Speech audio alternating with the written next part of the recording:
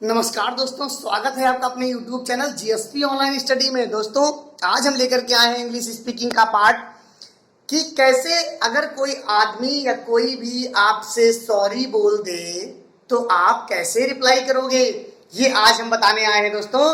तो आप हमारे वीडियो को देखिए अंत तक और आज आप सॉरी का मतलब समझ जाएंगे और सॉरी का रिप्लाई कैसे करते हैं, किन किन वेज में करते हैं, ये सब आपको समझ में आएगा। तो लिखा है if someone says sorry to you, तो how would you reply that, कैसे तुम उसको रिप्लाई करोगे। तो कई तरीके होते हैं, मैं आज आपको सारे तरीके बताऊंगा कि कैसे कैसे उनको रिप्लाई किया जा सकता है। जैसे कई बार ऐसे बोलते हैं सॉरी, जैसे बोला मैंने सॉरी तो कहते हैं इट्स ओके नॉट मेंशन, ऐसे बोलते हैं ना। तो आप समझिए कि कई प्रकार से सॉरी बोला जाता है। जैसे चलते समय धक्का लग गया, उसका सॉरी का मतलब अलग। कोई गलती हो गई, उसका सॉरी का मतलब अगर अलग। मम्मी के सामने कोई गलती हो गई, उसका सॉरी का मतलब अलग। पापा के सामने कोई गलती हो गई, उसका सॉरी का मतलब अलग। टीचर के सामने कोई गलती हो गई तो उसका सॉरी का मतलब अलग। अब ये नहीं कि सॉरी बोला और अगली गलती के लिए तैयार हो गए, तो ऐसा नहीं करेंगे दोस्तों। कैसे, हम आपको बताएंगे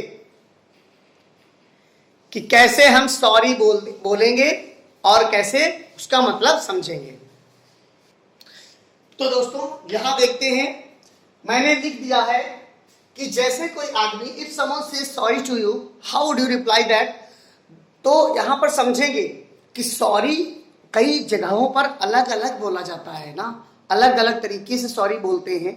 जैसे ट्रेन में बैठे हैं, धक्का लग गया या कुछ गिर गया, तो अब वो अजनबी आदमी है, उससे बोला आपने सॉरी या उसने आपसे सॉरी बोला, तो आप कह दीजिए नेवर माइंड, कोई बात नहीं, छोड़िए, लेट इट बी। यहां पर लिख दीजिए never mind, let it be, let it be. ठीक है, तो यहां पर आपकी सभ्यता झलकेगी। आफ्टर दैट आप बोल सकते हैं never mind, I completely understand. अब मान लीजिए ये कब बोलेंगे, ये वर्ड तब बोला जाएगा जैसे मान लीजिए आपने किसी से कुछ मांगा, ठीक है, तो आप उससे आपने सॉरी बोला या आपने उससे कुछ मांगा, मान लीजिए उससे पैसे मांगे, ठीक है, वो पैसा नहीं दे पा रहा है, पैसा उसके पास नहीं है, तो वो कहेगा सॉरी।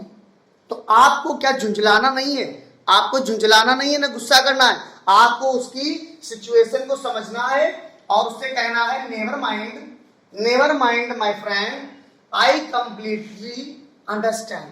कोई बात नहीं, मैं समझता हूं, मैं सब समझता हूं, आपके पास परेशानी है इसलिए you are unable to borrow me, I understand, कोई बात नहीं, और कहीं से व्यवस्था कर लेंगे। फिर क्या है, it's okay but please do not make that happen again.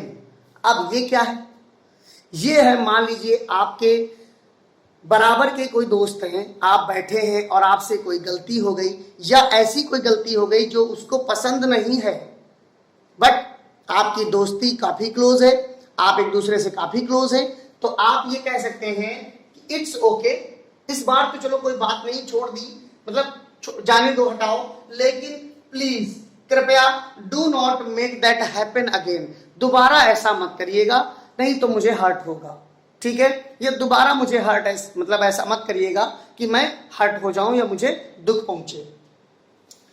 फिर हाँ ठीक है, लेकिन कृपया दोबारा मत करिएगा, मैंने आपको बताया ये दोस्तों के बीच में हो गया, सेम एज के हैं, आपका बहुत अच्छा बॉन्डिंग है, कोई मतलब आप कुछ ऐसी अनवांटेड सिचुएशंस आ जाती हैं जो नहीं चाहते हुए भी हो जाता है मान लीजिए, तो उसके लिए सॉरी बोलते हैं, तो उसका रिप्लाई ऐसे करना है आपको। उसके बाद क्या है, चौथा नंबर है it's okay but do not repeat it again. अब ये क्या है, ये जैसे घर में कोई टीवी टूट गई या कुछ भी ऐसी गलती हो गई जो थोड़ा परेशानी में डाल सकता है घर वालों को पैसे के लिए, या मतलब कोई भी चीज टूट गई तो भाई पैसा तो खर्च होगा, तो घर वाले बेचारे भी बेबस होते हैं, क्या करें, वो भी हारे हुए होते हैं, कहते हैं ठीक है चलो कोई बात नहीं but do not repeat it again, दोबारा ऐसा मत करिएगा। मान लीजिए सिगरेट पीते हुए पापा ने देख लिया, अरे अब तो आफत आ गई, तो फिर पापा क्या, अब पापा तो यही कहेंगे, कोई गोली तो मार नहीं देंगे, वो कहेंगे आप कहोगे सॉरी पापा, तो पापा यही बोलेंगे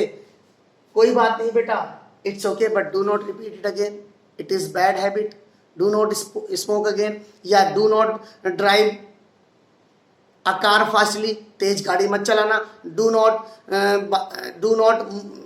not ride a bike speedly, तेजी से बाइक मत चलाना। इस प्रकार से वो आपको समझाएंगे, ठीक है। हाँ ठीक है, लेकिन ऐसा दोबारा ना हो, नो प्रॉब्लम, कोई दिक्कत नहीं है। अब ये देखिए, ये कहाँ कहेंगे कि जैसे मान लीजिए आपको कहीं पर पब्लिक प्लेस में बैठना है, थिएटर में है, कहीं पर भी है, और आप आए और कहे सॉरी, तो वो समझ जाएगा कि आप सब बैठने के लिए पूछ रहे हैं। एक्सक्यूज मी कहते हैं, एक्सक्यूज मी कहते हैं। तो आपने मान लीजिए बैठे और उसको कुछ लग गया, धक्का मुक्की इधर उधर लग गया, तो आपने कहा सॉरी, या उसने कहा सॉरी, तो आप कह दीजिए नो प्रॉब्लम, कोई दिक्कत नहीं है, बैठे रहिए। आफ्टर दैट क्या है, it's okay but do not make a mistake again again. ये बात टीचर कहता है। क्लास में आपने कहा सॉरी, तो टीचर कहेगा do not repeat but do not make a mistake again again. ये गलती दोबारा और बार बार मत रिपीट करिएगा, इस बार तो मैंने आपको क्षमा कर दिया, माफ कर दिया। तो इस प्रकार दोस्तों, अपनी अंग्रेजी को बूस्ट करने के लिए, आप अपनी इंग्लिश स्पीकिंग को बूस्ट करने के लिए ये वर्ड्स कुछ याद रखिए और अपने आप में आकर्षण लाइए सामने वाले के प्रति, सामने वाले को लगे कि हाँ आपको अंग्रेजी बोलना आता है। इस प्रकार अगर कोई सॉरी बोलता है तो इट्स ओके कह के मत छोड़िएगा दोस्तों, इन वर्ड्स का यूज करिएगा और आपका अट्रैक्शन बढ़ेगा। तो वीडियो देखने के लिए धन्यवाद दोस्तों, मिलते हैं अगले वीडियो में। तब तक के लिए आप हमारे चैनल को लाइक, सब्सक्राइब और शेयर करते रहिए, और अगले वीडियो में हम मिलेंगे जल्दी से जल्दी, अगली वीडियो हमारी आने वाली है। तब तक के लिए धन्यवाद दोस्तों, जय हिंद, जय भारत।